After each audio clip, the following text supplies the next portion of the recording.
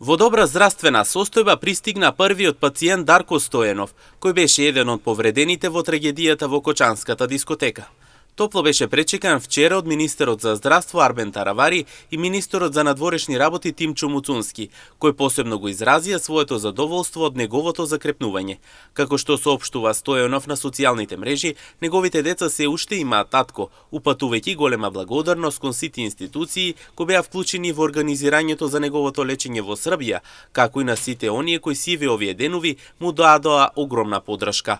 Со пораката гушнете ги најблиските, фамилијата, пријателите, кажете им дека ги сакате. Никогаш не можете да знаете кога тоа е за последен пат.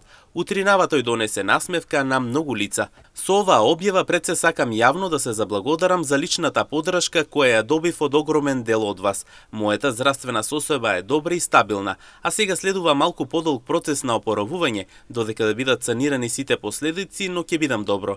Физичките рани и лузните на телото ќе останат, но веќе нема да крварат и нема да болат. Благодарение на Бога, јас бев еден од посрекните кој што се спаси таа траорна ноќ, но огромен дел за жал ја немаа таа среќа. Болката да се изгуби некој во тој пекол ја почувствував и јас. Тоа е рана која никогаш нема да зарасне. Раната на душата која ќе крвари во мене до крајот на мојот живот. Благодарам на сите институции кои беа вклучени во организирањето и реализацијата за лечењето во Србија и останатите земји. Доколку не се случеше тоа, не знам дали сега ќе го пишував ова. Благодарение на целиот медицински персонал во нашата држава, бидејќи тие се вистински херои. Се надевам дека што поскоро ќе го сватиме тоа како држава и дека тие ќе бидат наградени соодветно за се што прават. Се надевам дека овие херои што побрзо ќе добијат се што заслужуваат.